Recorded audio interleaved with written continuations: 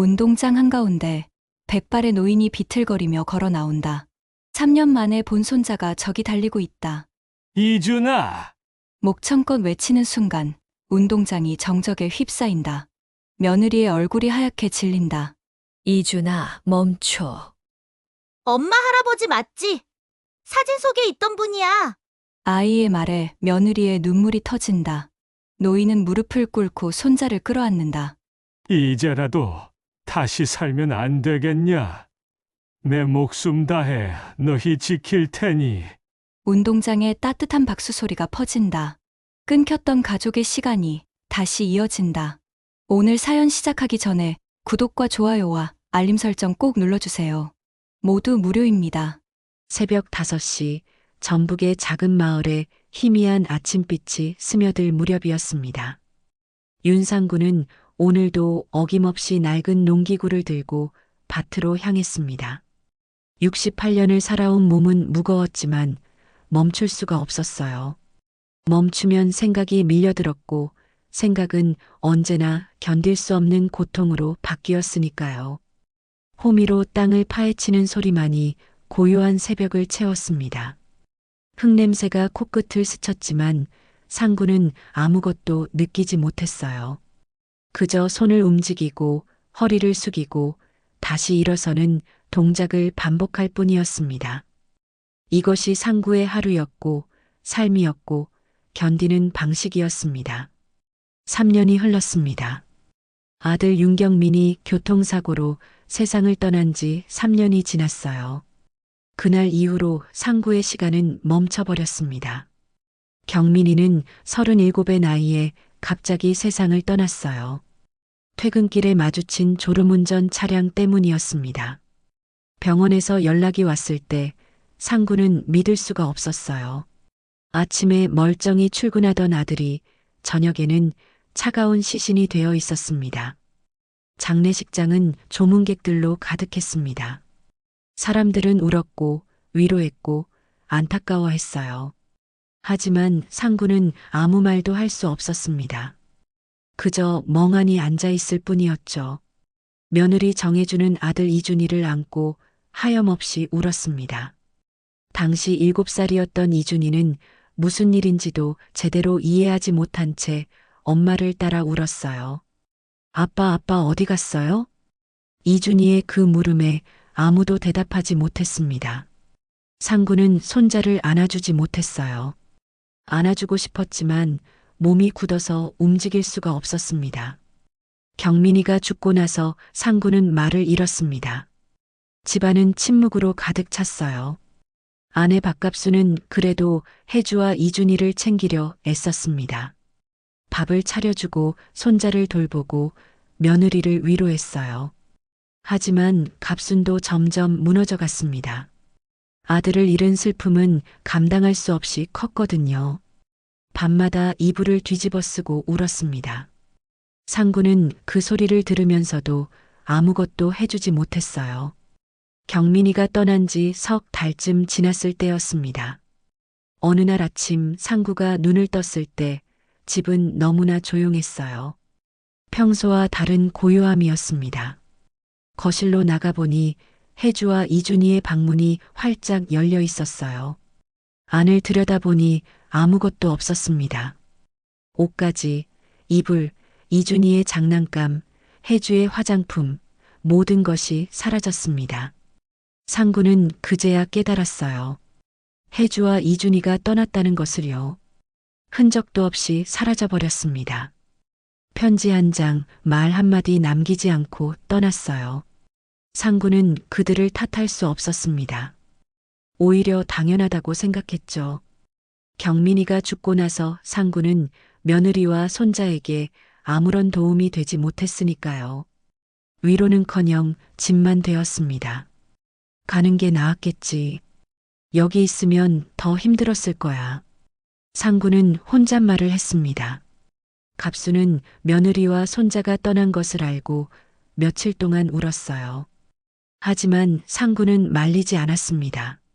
찾아 나설 생각도 하지 않았어요. 그저 그렇게 보내주는 것이 옳다고 생각했습니다. 그리고 작년 갑순마저 세상을 떠났습니다. 갑순은 경민이가 죽고 나서 급격히 건강이 나빠졌어요. 밥을 제대로 먹지 않았고 잠도 자지 못했습니다. 병원에 갔을 때는 이미 늦었어요. 암이었습니다. 말기였습니다. 의사는 길어야 몇 달이라고 했어요. 갑수는 병원 침대에 누워 상구의 손을 잡았습니다. 여보, 미안해요. 당신 혼자 두고 먼저 가게 됐네요. 아니요. 내가 미안하오. 당신한테 아무것도 해준 게 없소. 아니에요. 우리 잘 살았어요. 경민이도 좋은 아들이었고 다만 너무 일찍 보낸 게 한이에요. 갑수는 눈물을 흘렸습니다. 상구는 갑순의 손을 꽉 쥐었어요. 하지만 아무 말도 할 수 없었습니다. 갑수는 그렇게 조용히 눈을 감았습니다. 상구의 손을 잡은 채로요. 장례를 치르고 나니 집은 텅 비었습니다. 이제 상구 혼자만 남았어요. 아들도 없고 아내도 없고 며느리도 손자도 없었습니다. 상구는 혼자가 되었습니다. 밭 한쪽에는 상추가 자라고 있었습니다. 누가 먹으라고 키우는 것도 아니었어요. 그냥 심으면 자라고 자라면 또 심고 그렇게 시간을 채워나갈 뿐이었습니다. 가끔 이웃집 할머니가 상추를 얻어가기도 했지만 상구는 그저 고개만 끄덕일 뿐 말이 없었습니다. 해가 중천에 떴을 무렵 상구는 밭일을 마치고 집으로 돌아왔습니다. 대문을 열고 마당에 들어서자 텅 빈 집이 그를 맞이했어요. 빨랫줄에는 상구의 낡은 작업복 한 벌만 바람에 흔들리고 있었습니다. 예전에는 갑순이 빨래를 널고 마당을 쓸고 된장찌개를 끓이던 곳이었는데 이제는 아무 소리도 들리지 않았습니다. 상구는 부엌으로 들어가 찬밥에 물을 부어 후루룩 먹었습니다.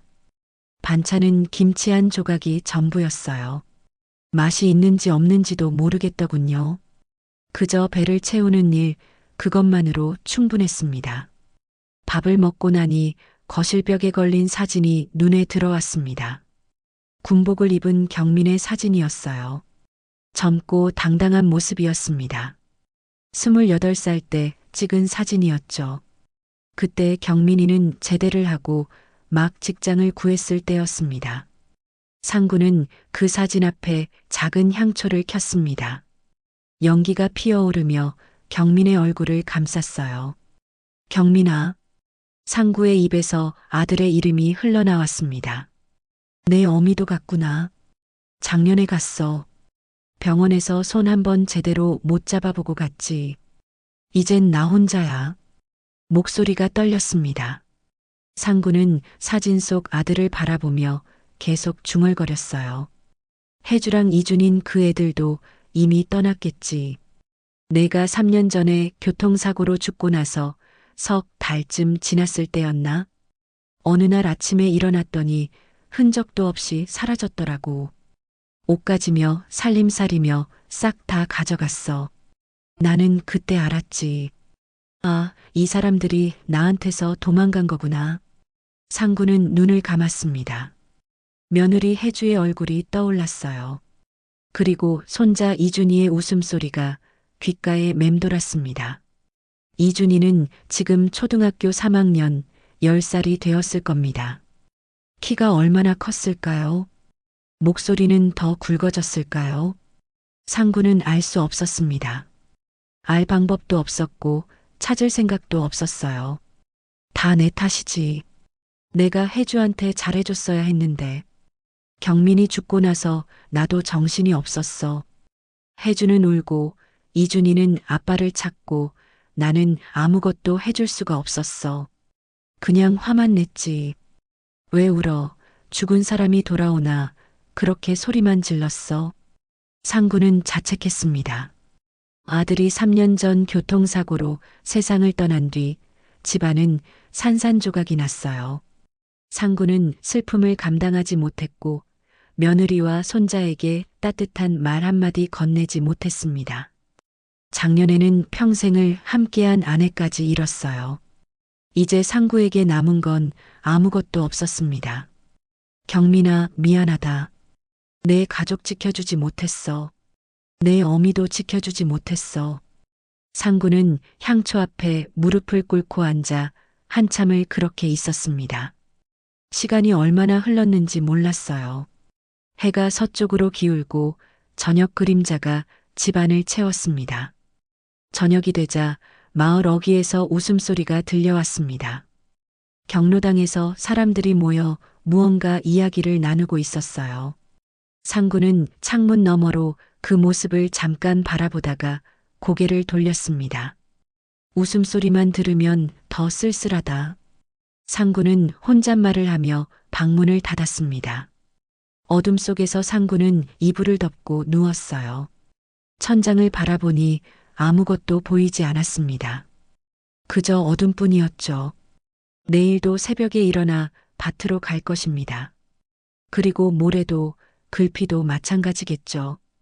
이것이 상구의 삶이었습니다.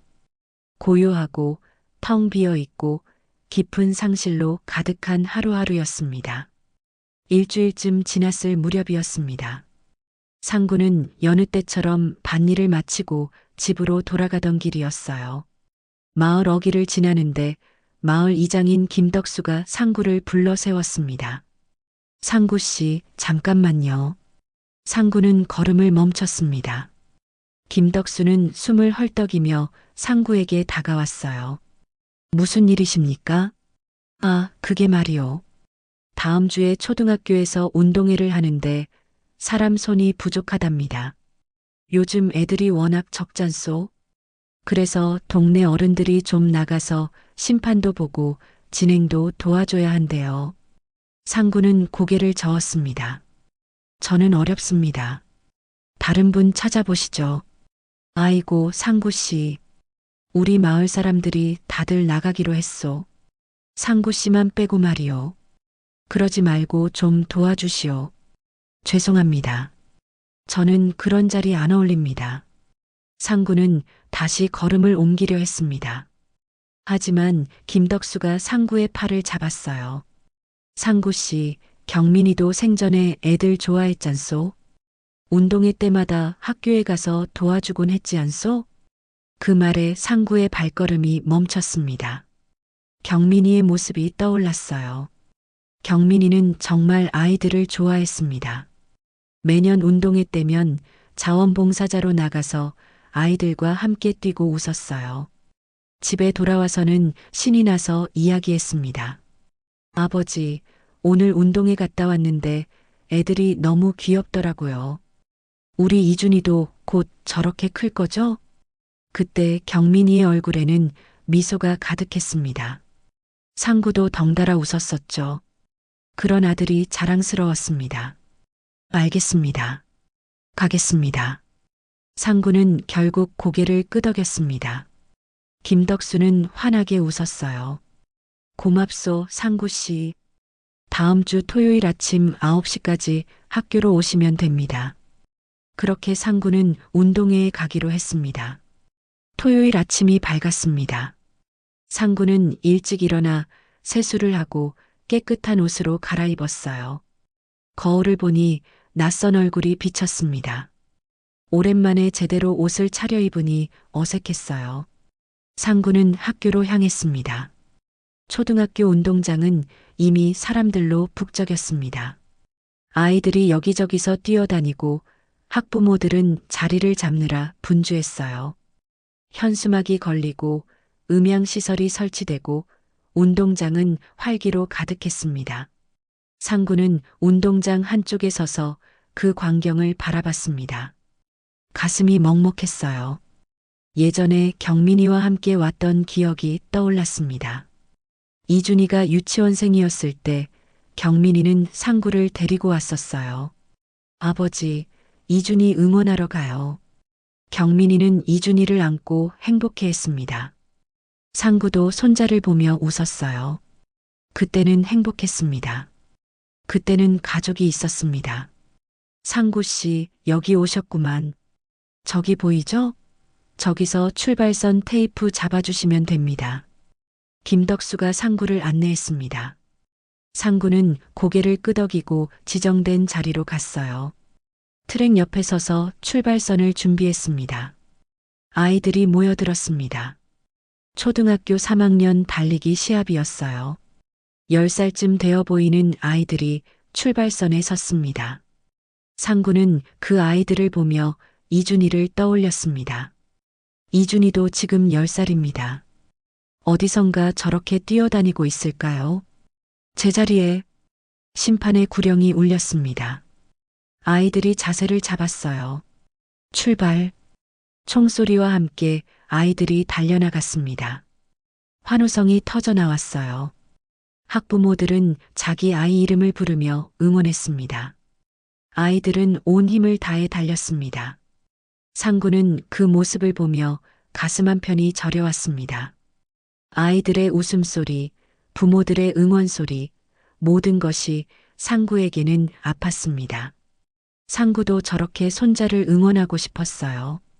손자의 이름을 부르고 싶었습니다. 하지만 이준이는 어디 있는지도 모릅니다. 경기가 끝나고 다음 준비가 시작되었습니다. 상구는 트랙 옆에서 테이프를 정리하고 있었어요. 그때였습니다. 시선이 한 곳에 멈췄습니다. 트랙 반대편에서 한 여인이 아이들을 정리하고 있었습니다. 젊은 여인이었어요. 30대 중반쯤 되어 보였습니다. 여인은 아이들에게 물을 나눠주고 땀을 닦아주며 바쁘게 움직였어요. 상구는 그 여인을 보며 눈을 크게 떴습니다. 낯익은 얼굴이었습니다. 어디서 본 것 같았어요. 하지만 확신할 수 없었습니다. 3년이란 시간이 흘렀고 기억은 흐릿했습니다. 여인은 아이 하나를 안아주고 있었습니다. 무릎이 까진 아이였어요. 여인은 부드럽게 아이를 달래며 상처를 소독해 주었습니다. 그 모습을 보니 상구의 가슴이 두근거렸습니다. 해줘? 상구는 작게 중얼거렸습니다. 며느리 해주일까요? 아니면 착각일까요? 상구는 다가가고 싶었지만 발이 떨어지지 않았어요. 만약 해주가 맞다면 뭐라고 말해야 할까요? 만약 해주가 아니라면 얼마나 창피할까요? 상구는 그 자리에 서서 여인을 바라보기만 했습니다. 여인은 아이들을 돌보느라 정신이 없었어요. 상구를 보지 못했습니다. 상구 씨, 다음 경기 준비 좀 도와주시오. 김덕수의 목소리에 상구는 정신을 차렸습니다. 고개를 돌려 김덕수를 보고 다시 여인을 찾았어요. 하지만 여인은 이미 사라지고 없었습니다. 아이들과 함께 어디론가 가버린 것 같았어요. 상구는 멍하니 서 있었습니다. 가슴이 두근거렸어요. 혹시 정말 해주였을까요? 아니면 단순히 닮은 사람이었을까요? 상구는 알 수 없었습니다. 하지만 한 가지는 확실했습니다. 오랜만에 상구의 마음이 움직였다는 것이요. 운동회는 오후까지 계속되었습니다. 상구는 계속 주변을 둘러봤지만 그 여인은 다시 보이지 않았어요. 혹시 착각이었을까요? 상구는 혼란스러웠습니다. 해가 기울 무렵 운동회가 끝났습니다. 상구는 집으로 돌아왔어요. 하지만 머릿속은 온통 그 여인 생각뿐이었습니다. 밤새 잠을 이루지 못했습니다. 해주의 얼굴이 계속 떠올랐어요. 만약 해주가 맞다면 이준이도 이 마을 어딘가에 있을까요? 상구는 천장을 바라보며 밤을 지새웠습니다. 다음 날 아침 상구는 잠을 설쳤습니다. 밤새 뒤척이며 그 여인의 얼굴을 떠올렸어요. 해주일까요? 아닐까요? 확신할 수 없었지만 마음 한구석에서는 알고 있었습니다. 그 사람이 해주라는 것을요. 상구는 일어나 세수를 했습니다. 거울 속 얼굴은 피곤해 보였어요. 눈 밑에 그림자가 짙게 드리워져 있었습니다. 하지만 오늘은 다시 학교에 가야 했습니다. 운동회는 이틀 동안 진행되었거든요. 어제는 저학년 경기였고 오늘은 고학년 경기가 남아 있었어요. 상구는 학교로 향했습니다. 발걸음이 무거웠지만 동시에 빨랐습니다. 마음이 복잡했어요.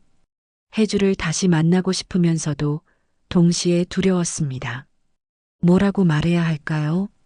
어떤 얼굴로 마주해야 할까요? 운동장에 도착하니 벌써 사람들이 모여 있었습니다. 상구는 어제와 같은 자리로 갔어요. 트랙 옆에서 준비를 도왔습니다. 상구 씨, 오늘은 이어달리기부터 시작합니다. 선수 명단 좀 확인해 주시겠소?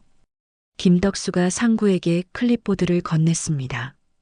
상구는 명단을 받아들고 이름들을 훑어봤어요. 3학년 이어달리기 팀이었습니다. 4명의 이름이 적혀 있었어요. 상구의 눈이 한 이름에 멈췄습니다. 윤희준. 심장이 쿵 내려앉았습니다. 상구는 그 이름을 다시 읽었어요. 윤희준. 틀림없었습니다. 손이 떨렸습니다. 클립보드를 잡은 손에 힘이 들어갔어요. 윤희준? 이게 무슨... 상구는 주변을 둘러봤습니다. 아이들이 모여들고 있었어요. 이어달리기 준비를 하는 아이들이었습니다. 상구는 명단을 다시 봤습니다. 윤희준, 3학년 2반. 설마... 상구의 가슴이 두근거렸습니다. 혹시 정말 손자일까요? 아니면 동명이인일까요? 하지만 윤희준이라는 이름은 흔하지 않았습니다. 게다가 나이도 딱 맞았어요. 10살 3학년. 3학년 이어달리기 선수들, 이리 모여주세요. 체육 선생님이 아이들을 불렀습니다. 아이들이 우르르 모여들었어요. 상구는 숨을 죽이고 아이들을 바라봤습니다. 누가 이준이일까요? 4명의 아이가 앞으로 나왔습니다. 그중 한 아이가 상구의 시선을 사로잡았어요. 키는 또래보다 조금 작았습니다. 깡마르고 까만 머리카락을 가진 아이였어요. 얼굴을 보는 순간 상구는 알아챘습니다. 눈매였습니다. 그 아이의 눈매는 경민을 닮았어요. 쌍꺼풀이 또렷하고 눈꼬리가 살짝 올라간 모양. 경민이가 어렸을 때 똑같은 눈을 가지고 있었습니다. 그리고 입술. 도톰하고 붉은 입술은 갑순을 닮았어요. 상구는 그 자리에 얼어붙었습니다. 저 아이가 이준이었습니다. 손자였어요. 3년 만에 보는 손자였습니다. 이준아, 내가 첫 주자야. 준비됐지? 선생님이 이준이에게 물었습니다. 이준이는 고개를 끄덕였어요. 목소리는 들리지 않았지만 표정은 진지했습니다. 작은 손으로 바통을 꽉 쥐고 있었어요. 상구는 이준이를 멍하니 바라봤습니다. 키가 많이 컸습니다. 3년 전 7살 때보다 훨씬 컸어요. 얼굴도 달라졌습니다. 아기 같던 얼굴은 사라지고 이제는 소년의 얼굴이 되어 있었어요. 하지만 눈매는 여전했습니다. 경민의 눈이었습니다. 제자리에 심판의 구령이 울렸습니다. 이준이가 출발선에 섰어요. 작은 몸을 숙이고 자세를 잡았습니다. 상구는 손자의 모습을 한순간도 놓치지 않으려고 눈을 크게 떴어요. 그때였습니다. 트랙 반대편에서 목소리가 들렸습니다. 이준아, 힘내. 상구는 고개를 돌렸습니다. 저쪽에서 한 여인이 손을 흔들고 있었어요. 어제 본 그 여인이었습니다.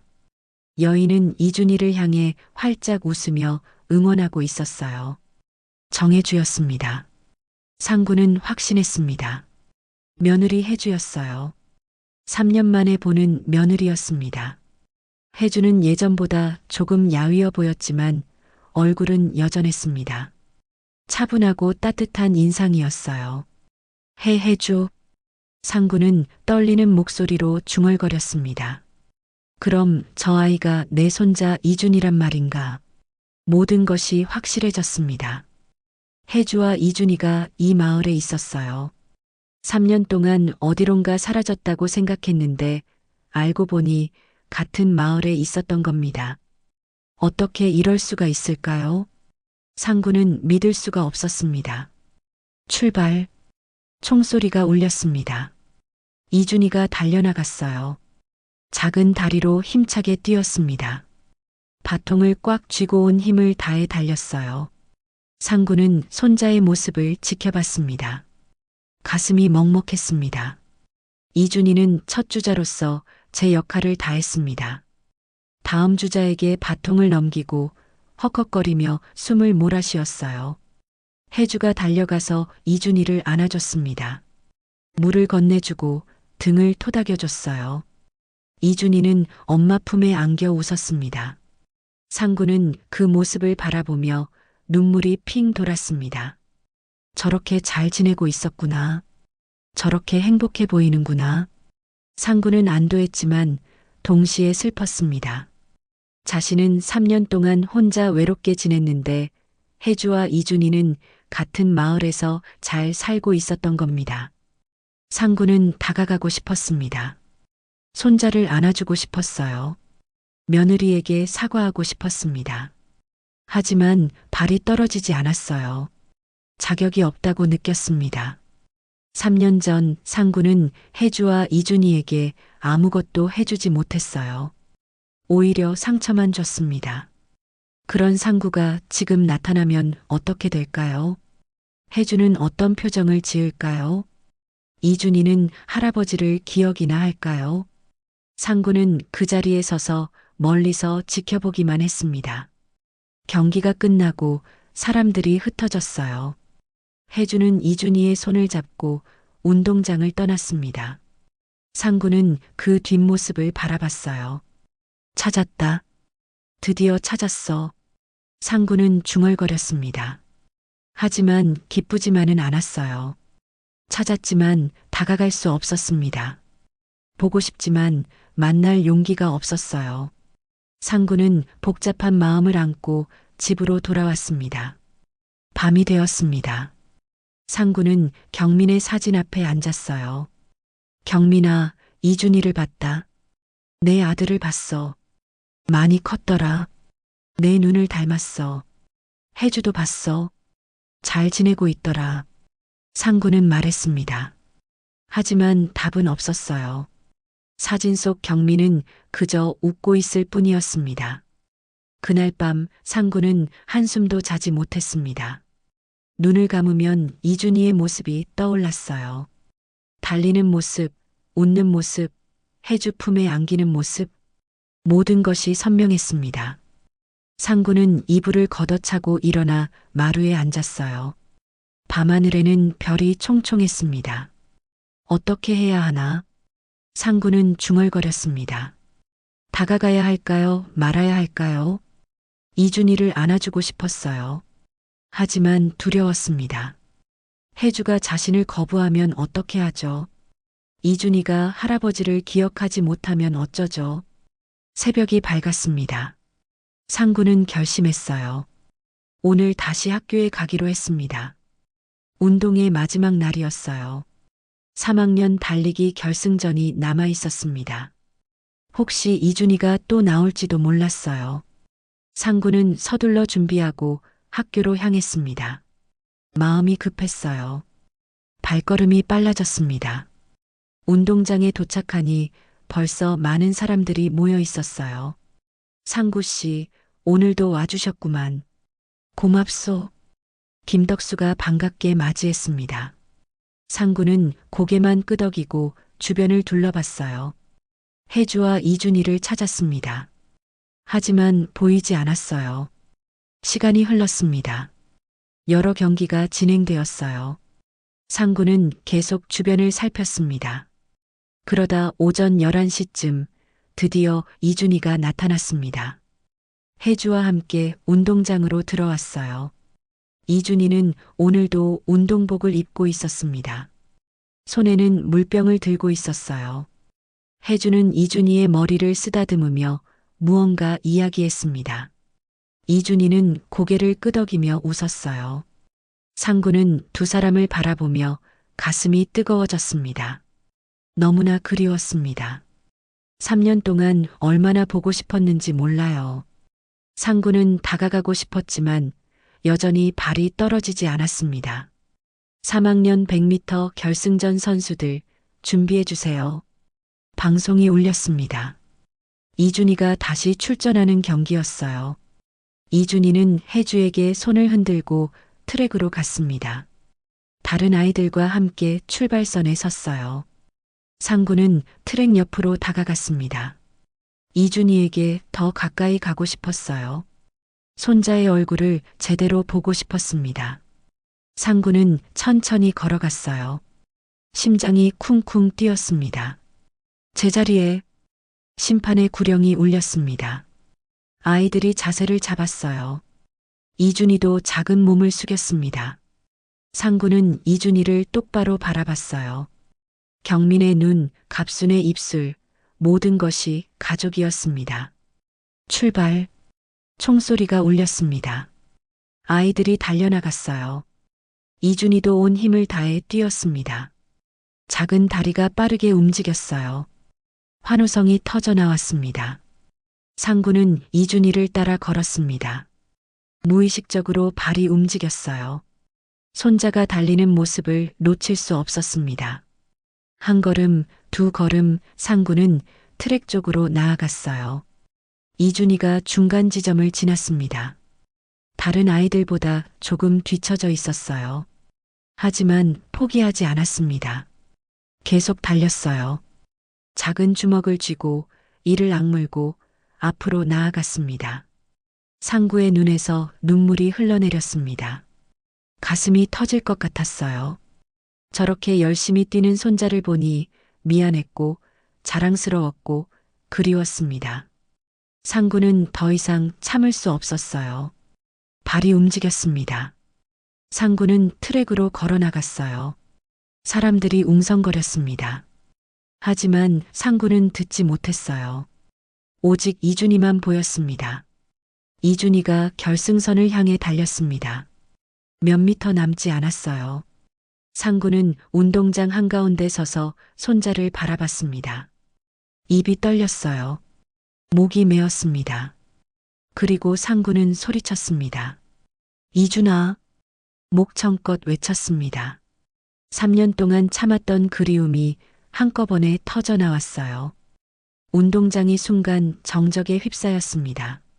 달리던 아이들이 속도를 늦췄어요. 사람들이 상구를 돌아봤습니다. 이준희도 멈칫했습니다. 고개를 돌려 상구를 봤어요. 낯선 할아버지가 자신의 이름을 부르고 있었습니다. 이준희는 당황한 표정으로 멈춰 섰어요. 이준아, 멈춰. 혜주의 목소리가 들렸습니다. 혜주는 얼굴이 하얗게 질려서 이준희를 향해 달려갔어요. 손을 뻗으며 이준희를 불렀습니다. 혜주의 얼굴에는 공포가 서려 있었어요. 상구는 혜주를 봤습니다. 며느리의 창백한 얼굴을 봤어요. 그제야 정신이 들었습니다. 상구는 자신이 무슨 짓을 했는지 깨달았어요. 운동장 한가운데서 손자의 이름을 부른 것입니다. 모든 사람 앞에서요. 주변 사람들이 수군거렸습니다. 저 사람 누구야? 왜 저래? 아이 이름을 어떻게 알지? 무섭게. 소리들이 상구의 귀에 들렸습니다. 상구는 그제야 자신의 행동이 얼마나 충격적이었는지 알았어요. 혜주는 이준희를 끌어안고 상구를 노려봤습니다. 눈빛에는 분노와 두려움이 섞여 있었어요. 이준희는 엄마 품에 안겨 상구를 바라봤습니다. 어리둥절한 표정이었어요. 할아버지를 기억하지 못하는 것 같았습니다. 상구는 가슴이 무너져 내렸어요. 저기. 상구는 말을 꺼내려 했지만 목소리가 나오지 않았습니다. 무엇을 말해야 할까요? 어떻게 설명해야 할까요? 상구는 그저 서 있을 뿐이었어요. 김덕수가 달려왔습니다. 상구 씨, 무슨 일이요? 왜 갑자기 트랙으로 나온 거요? 상구는 대답하지 못했습니다. 혜주는 이준희를 데리고 서둘러 운동장을 떠났어요. 상구는 그 뒷모습을 바라봤습니다. 며느리와 손자가 멀어져 갔어요. 죄송합니다. 제가 정신이 없었습니다. 상구는 고개를 숙였습니다. 사람들은 여전히 웅성거렸어요. 상구는 견딜 수 없었습니다. 운동장을 떠나야 했어요. 상구는 비틀거리며 걸었습니다. 집으로 돌아오는 길은 멀게만 느껴졌습니다. 다리에 힘이 없었어요. 상구는 겨우 집에 도착해서 마루에 주저앉았습니다. 머리를 감싸쥐었어요. 내가 미쳤나 왜 그랬을까? 상구는 자책했습니다. 감정을 주체하지 못한 것이 후회되었어요. 혜주의 표정이 떠올랐습니다. 두려움에 질린 얼굴이었어요. 이준희의 당황한 모습도 잊을 수 없었습니다. 이제 다 끝났구나. 혜주는 나를 더 싫어하게 됐을 거야. 이준희도 무서워했어. 상구는 경민의 사진을 바라봤습니다.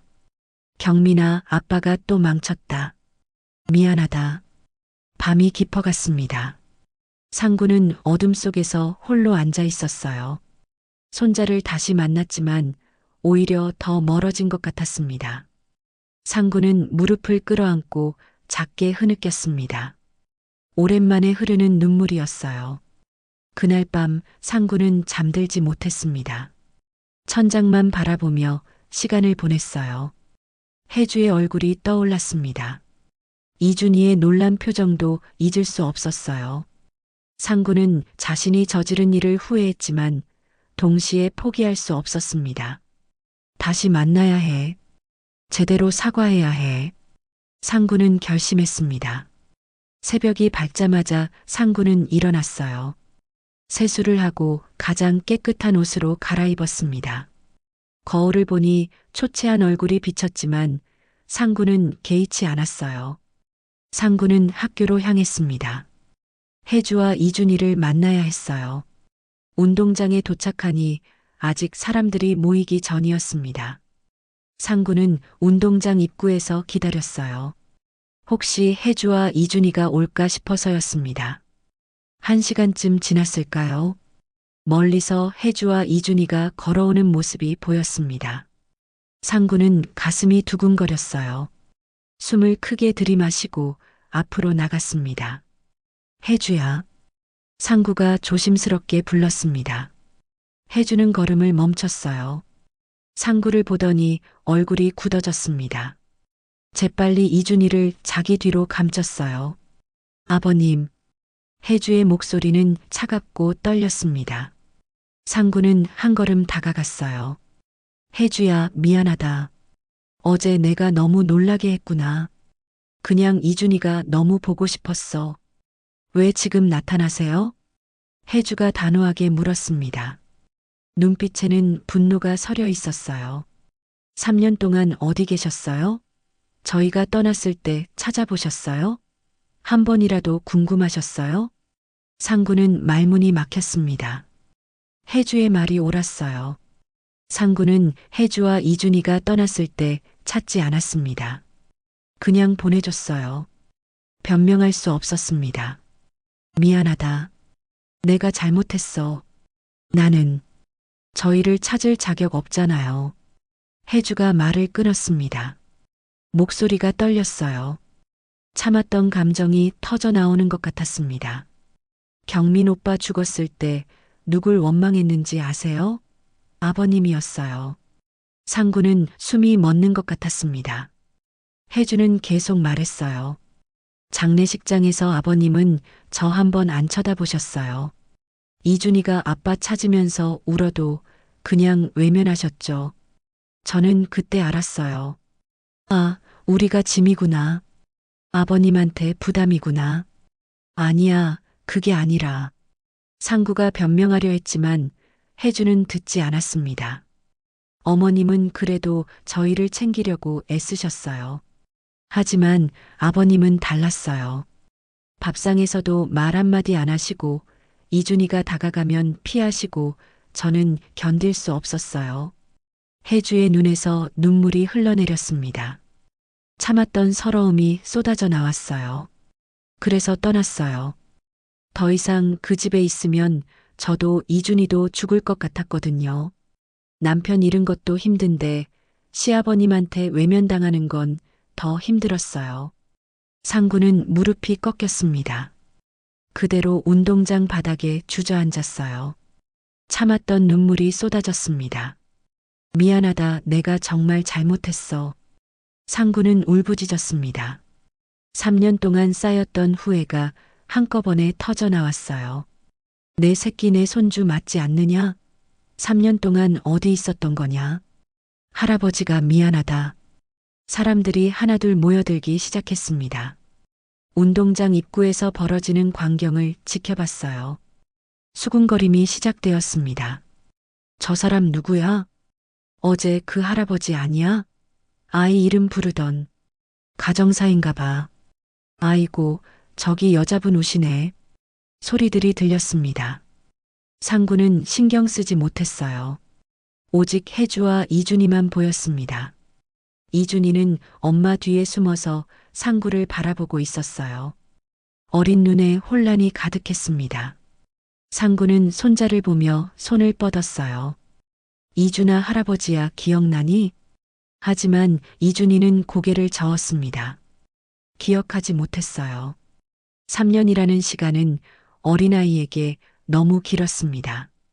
7살의 기억은 희미해져 있었어요. 혜주는 이준이를 더욱 꽉 안았습니다. 단호하게 말했어요. 아버님, 이제 그만하세요. 저희는 이제 괜찮아요. 아버님 없이도 잘 살고 있어요. 제발 저희를 그냥 내버려 두세요. 상구는 가슴이 찢어지는 것 같았습니다. 며느리의 말이 칼처럼 박혔어요. 하지만 할 말이 없었습니다. 모든 것이 상구의 잘못이었으니까요. 김덕수가 달려왔습니다. 상구 씨, 무슨 일이요? 여기서 이러면 안 되지 않소? 다른 마을 사람들도 모여들었어요. 모두들 걱정스러운 표정으로 상구를 바라봤습니다. 상구는 부끄러웠습니다. 이런 모습을 사람들에게 보이고 싶지 않았어요. 혜주는 이준이의 손을 잡고 돌아섰습니다. 가자, 이준아. 엄마, 저 할아버지가. 괜찮아. 신경 쓰지 마. 혜주는 서둘러 그 자리를 떠났습니다. 이준이는 뒤를 돌아보며 상구를 봤어요. 하지만 혜주가 손을 잡아 끌어서 결국 가버렸습니다. 상구는 땅에 주저앉은 채로 그 뒷모습을 바라봤습니다. 며느리와 손자가 멀어져 갔어요. 다시는 돌아오지 않을 것 같았습니다. 상구 씨, 일어나시오. 여기서 이러면 안 되지 않소? 김덕수가 상구를 일으켜 세웠습니다. 다른 사람들도 걱정스럽게 지켜봤어요. 하지만 상구는 아무 말도 할 수 없었습니다. 그저 고개를 떨구고 서 있을 뿐이었어요. 마을 사람들은 수군거렸습니다. 저게 무슨 일이래? 며느리랑 손주였나 봐. 3년 만에 만났다던데. 아이고, 불쌍하게. 소리들이 상구의 귀에 들렸습니다. 상구는 견딜 수 없었어요. 사람들의 시선이 따가웠습니다. 상구는 비틀거리며 걸었어요. 집에 가야겠습니다. 상구는 중얼거리며 학교를 떠났습니다. 마을 사람들은 그런 상구를 안타깝게 바라봤어요. 김덕수는 한숨을 쉬었습니다. 상구는 집으로 돌아왔습니다. 마루에 주저앉아 하늘을 바라봤어요. 구름이 천천히 흘러갔습니다. 세상은 계속 움직이는데 상구만 무너져 내리는 것 같았어요. 다 끝났구나. 상구는 중얼거렸습니다. 혜주의 말이 계속 떠올랐어요. 찾을 자격이 없다는 말, 그 말이 맞았습니다. 상구는 자격이 없었어요. 가족을 버린 사람이었습니다. 밤이 되었습니다. 상구는 방 안에 혼자 앉아 있었어요. 경민의 사진을 바라봤습니다. 경민아, 아빠가 또 망쳤다. 혜주한테도 미움받고 이준이도 날 기억 못해. 이제 정말 끝이구나. 상구는 사진을 꼭 안았습니다. 그리고 조용히 눈물을 흘렸어요. 더 이상 할 수 있는 것이 없었습니다. 상구는 절망에 빠졌습니다. 상구는 집으로 돌아온 뒤 며칠 동안 밖에 나가지 못했습니다. 반일도 손에 잡히지 않았어요. 그저 방 안에 누워 천장만 바라봤습니다. 밥도 제대로 먹지 못했어요. 입맛이 없었습니다. 마을 사람들이 가끔 찾아왔습니다. 김덕수도 왔고 이웃집 할머니도 왔어요. 모두들 걱정스러운 얼굴로 상구를 봤습니다. 상구 씨, 밥이라도 좀 드시오. 이러다 쓰러지겠소. 하지만 상구는 고개를 저었습니다. 괜찮습니다. 그냥 좀 쉬고 싶습니다. 사람들은 더 이상 말하지 못하고 돌아갔어요. 상구의 눈빛이 너무 공허했거든요. 나흘째 되던 날이었습니다. 상구는 거실에 앉아 경민의 사진을 바라보고 있었어요. 그때 대문 두드리는 소리가 들렸습니다. 아버님. 상구는 깜짝 놀랐습니다.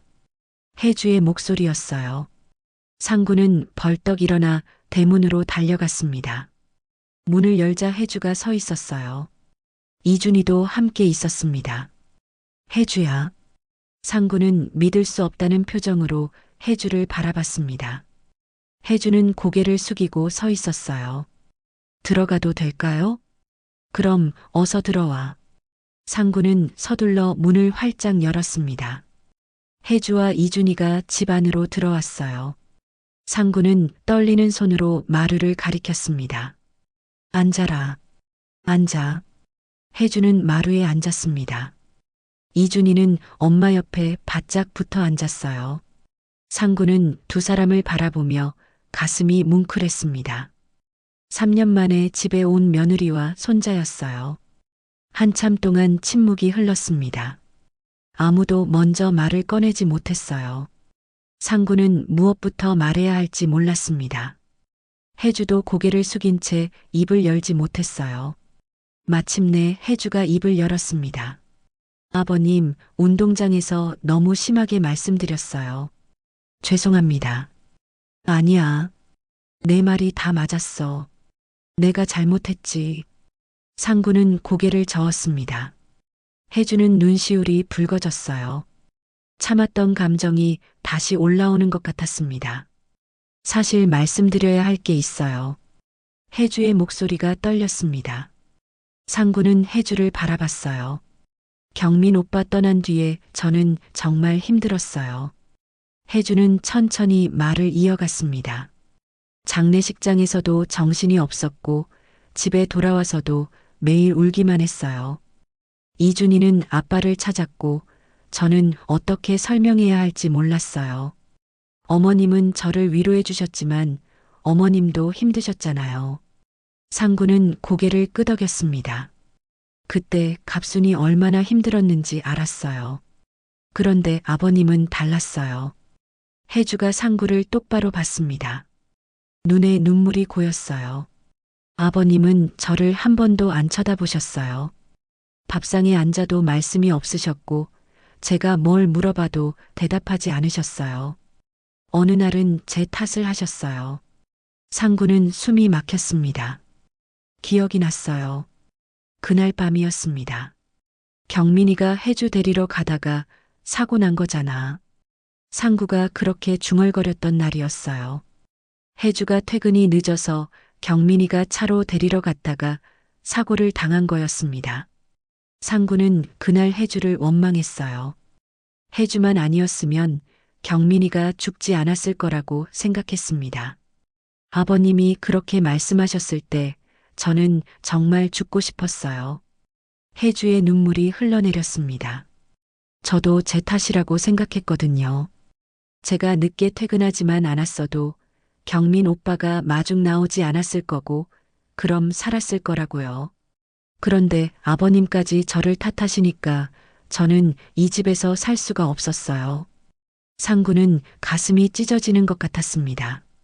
자신이 혜주에게 얼마나 잔인했는지 깨달았어요. 시댁에서 눈칫밥 먹으며 살 자신이 없었어요. 어머님은 착하셨지만 어머님도 저를 보면 힘들어 하셨어요. 아들 잃은 슬픔에 며느리까지 챙기기엔 너무 벅차셨을 거예요. 혜주는 손으로 눈물을 닦았습니다. 그래서 떠났어요. 이준이랑 둘이서요. 짐 싸서 나왔어요. 어디로 갈지도 모르고 그냥 무작정 나왔어요. 어디서 살았느냐? 상구는 떨리는 목소리로 물었습니다. 처음엔 친정에 갔어요. 하지만 친정 부모님도 연로하셔서 오래 있을 수 없었어요.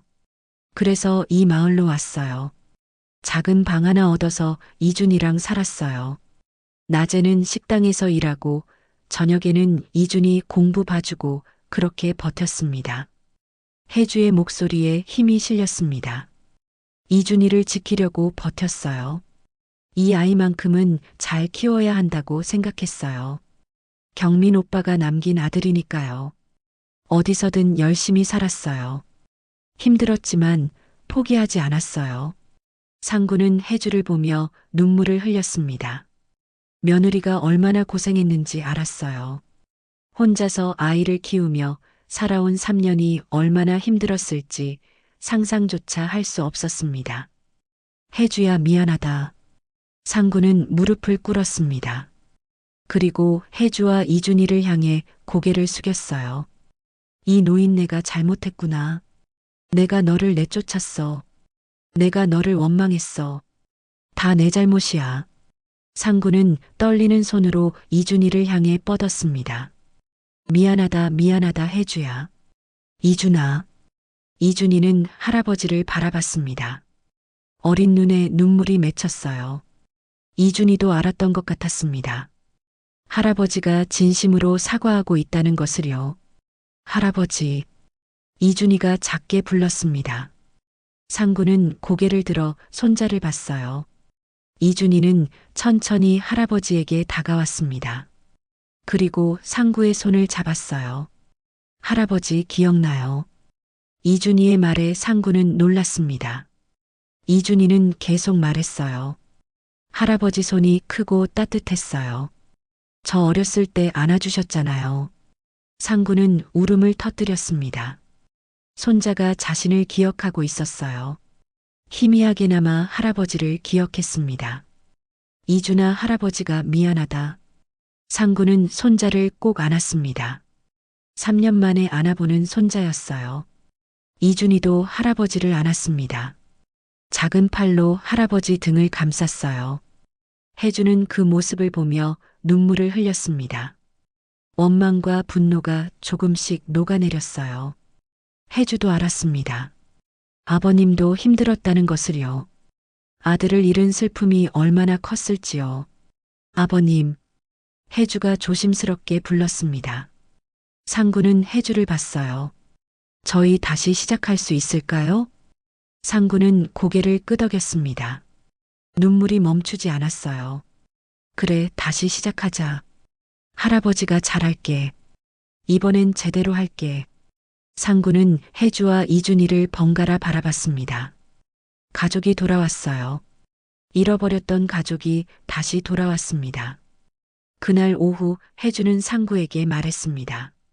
아버님, 오늘 운동회 아직 진행 중이에요. 이준이 마지막 계주 경기가 남아있어요. 상구는 고개를 끄덕였습니다. 그렇구나. 가야겠구나. 아버님도 함께 가실래요? 혜주가 조심스럽게 물었습니다. 상구는 놀란 표정을 지었어요. 내가 가도 되겠느냐? 이준이도 원해요. 그렇지, 이준아? 이준이는 할아버지 손을 잡으며 고개를 끄덕였습니다. 할아버지, 같이 가요. 제가 달리는 거 보여드릴게요. 상구는 뭉클했습니다. 손자가 자신을 원한다는 것이 믿기지 않았어요. 상구는 혜주와 이준이를 따라 집을 나섰습니다. 학교로 가는 길은 조용했습니다. 하지만 불편한 침묵은 아니었어요. 세 사람은 나란히 걸었습니다. 이준이는 가운데서 엄마와 할아버지의 손을 양쪽으로 잡았어요. 상구는 손자의 작은 손을 느끼며 행복했습니다. 운동장에 도착하니 마지막 경기가 막 시작되려는 참이었습니다. 사람들이 세 사람을 보더니 웅성거리기 시작했어요. 며칠 전 소동을 기억하는 사람들이었습니다.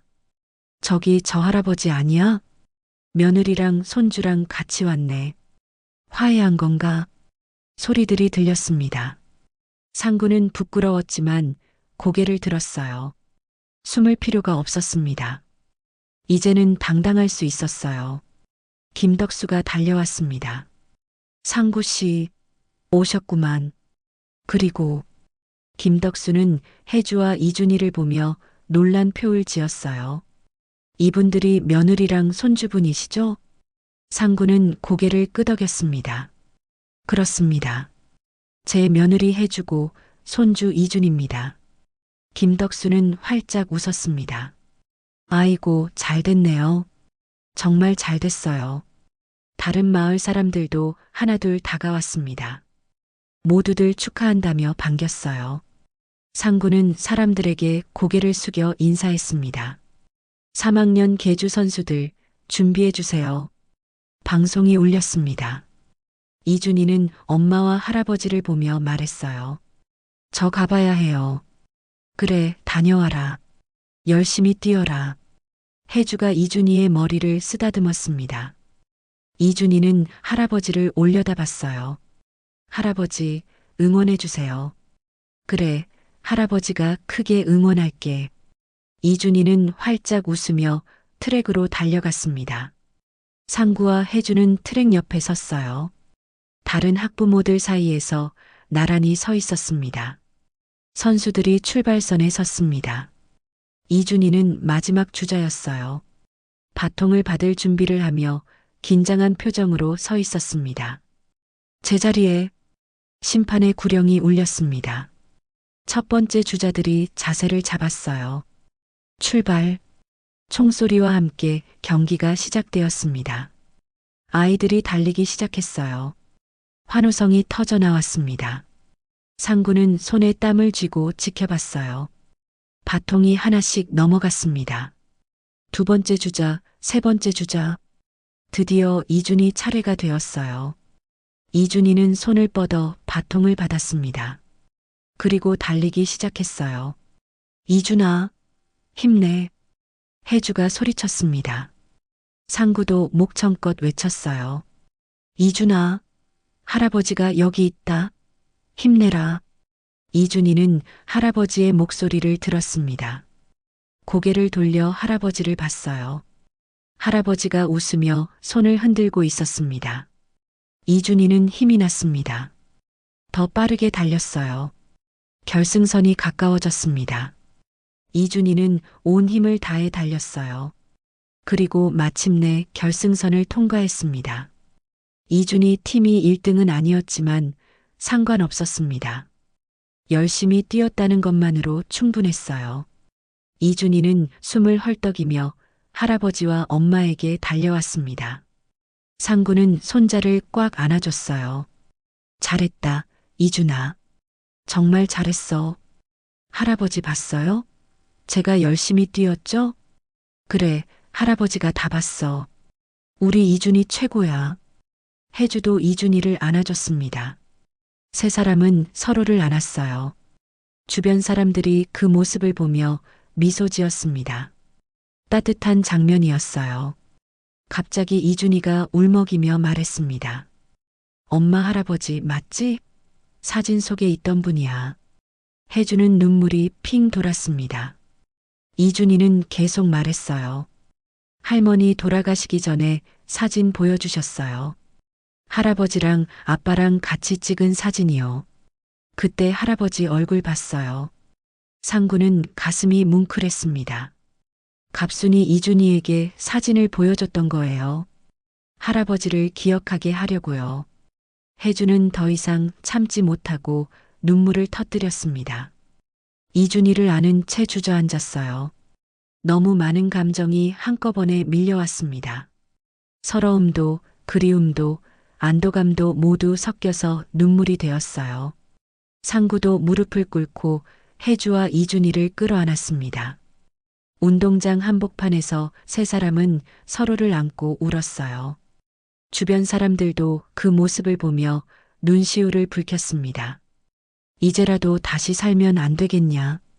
상구는 떨리는 목소리로 말했습니다. 내 목숨 다해 너희 지킬 테니 할아버지가 잘할 테니 제발 돌아와다오. 혜주는 고개를 끄덕였습니다. 네, 아버님. 다시 시작해요. 우리 가족, 다시 시작해요. 이준이도 할아버지를 꽉 안았습니다. 할아버지, 사랑해요. 상구는 손자의 말에 눈물이 쏟아졌습니다. 3년 동안 듣고 싶었던 말이었어요. 상구는 손자를 더욱 꽉 안았습니다. 마을 사람들이 박수를 쳤습니다. 따뜻한 박수 소리가 운동장을 가득 채웠어요. 상구와 혜주와 이준이는 서로를 아는 채 일어났습니다. 세 사람은 손을 맞잡고 운동장을 떠났어요. 집으로 가는 길, 석양이 세 사람을 비췄습니다. 긴 그림자가 땅에 드리워졌어요. 하지만 더 이상 외롭지 않았습니다. 가족이 함께 있었으니까요. 운동장에서 돌아온 그날 저녁, 상구는 혜주와 이준이를 집으로 초대했습니다. 저녁상을 차렸어요. 오랜만에 제대로 된 식사였습니다. 된장찌개를 끓이고 김치를 꺼내고 밥을 지었어요. 많이 부족하지만 먹어라. 상구는 조심스럽게 말했습니다. 혜주는 고개를 저었어요. 아니에요, 아버님. 정성이 느껴져요. 세 사람은 밥을 먹었습니다. 조용했지만 따뜻한 시간이었어요. 이준이는 할아버지가 끓인 된장찌개를 맛있게 먹었습니다. 할아버지, 맛있어요. 그래, 할아버지가 자주 해줄게. 밥을 먹고 나서 혜주가 말했습니다. 아버님, 저희 이제 가봐야 해요. 내일 이준이 학교 가야 하니까요. 그래, 조심해서 가거라. 상구는 아쉬워했지만 억지로 붙잡지 않았습니다. 대신 조심스럽게 제안했어요. 혜주야, 그런데 이준이 학교 끝나면 여기로 보내면 안 되겠니? 내가 일하는 동안 할아버지가 봐줄게. 혜주는 잠시 망설였습니다. 상구는 계속 말했어요. 돌봄 교실 보내는 것보다 여기가 낫지 않겠니? 할아버지가 간식도 챙겨주고 숙제도 봐주고 그러면 내가 퇴근하고 데리러 오면 되고. 혜주는 상구를 바라봤습니다. 진심이 느껴졌어요. 이준이가 말했습니다. 엄마, 저 할아버지 집에 가고 싶어요. 혜주는 고개를 끄덕였습니다. 알았어요, 아버님. 그럼 내일부터 이준이 여기로 보낼게요. 감사합니다. 고맙다, 혜주야. 다음 날부터 이준이는 학교가 끝나면 할아버지 집으로 갔습니다. 상구는 손자가 오는 시간에 맞춰 밭일을 일찍 마쳤어요. 집으로 돌아와서 간식을 준비했습니다. 오후 3시쯤 대문이 열리는 소리가 들렸습니다. 할아버지, 왔어요. 이준이의 밝은 목소리가 들렸어요. 상구는 웃으며 나갔습니다. 이준아, 어서 와. 학교 어땠니? 재밌었어요. 오늘 미술 시간에 그림 그렸어요. 그래, 할아버지한테 보여줄래? 이준이는 가방에서 그림을 꺼냈습니다. 집그림이었어요. 빨간 지붕에 굴뚝이 있고 창문이 있는 집이었습니다. 집 앞에는 세 사람이 서 있었어요. 이게 누군데? 할아버지, 엄마, 그리고 저요. 상구는 눈시울이 뜨거워졌습니다. 손자가 자신을 그림 속에 그려 넣었어요. 할아버지가 액자에 넣어서 걸어둘게. 정말요? 와. 이준이는 신이 났습니다.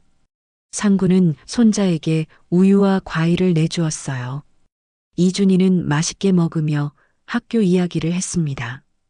할아버지, 오늘 친구가 제 지우개 안 돌려줬어요. 그랬구나. 그래서 어떻게 했니? 선생님한테 말씀드렸어요. 그랬더니 돌려줬어요. 잘했다. 속상한 일 있으면 할아버지한테 말해. 알았지? 네. 이준이는 할아버지 옆에 앉아 숙제를 했습니다. 상구는 옆에서 지켜봤어요. 어려운 문제가 나오면 함께 고민했습니다. 가끔 이준이가 틀리면 부드럽게 설명해 줬어요. 숙제를 마치면 마당에서 함께 놀았습니다. 공놀이를 하거나 딱지치기를 했어요. 상구는 손자와 노는 시간이 가장 행복했습니다. 할아버지, 제가 이겼어요. 그래, 우리 이준이 대단한데. 저녁이 되면 혜주가 찾아왔습니다. 일을 마치고 이준이를 데리러 오는 거였어요. 아버님, 이준이 말썽 안 부렸죠? 무슨 소리야? 우리 이준이 얼마나 착한데. 저녁 먹고 가거라. 상구는 혜주와 이준이를 위해 저녁을 준비해뒀습니다. 세 사람은 함께 밥을 먹었어요. 평범한 저녁이었지만 상구에게는 소중한 시간이었습니다. 아버님, 오늘도 고생 많으셨어요. 무슨 고생이야? 할아버지가 좋아서 하는 일인데. 밥을 먹고 나면 혜주는 이준이를 데리고 집으로 갔습니다. 상구는 대문 앞에서 두 사람을 배웅했어요. 조심히 가거라. 내일 또 오너라, 이준아. 네, 할아버지. 안녕히 주무세요. 혜주와 이준이가 골목길로 사라지면 상구는 집으로 돌아갔습니다. 혼자 있는 시간이었지만 이제는 외롭지 않았어요. 내일이면 또 손자가 올 거니까요. 시간이 흐르면서 이런 일상이 반복되었습니다. 이준이는 매일 할아버지 집에 왔고 상구는 손자를 정성껏 돌봤어요. 혜주는 안심하고 일할 수 있었습니다. 주말에는 혜주와 이준이가 함께 상구를 찾아왔습니다. 같이 장을 보러 가기도 하고 마을 경로당에 가기도 했어요.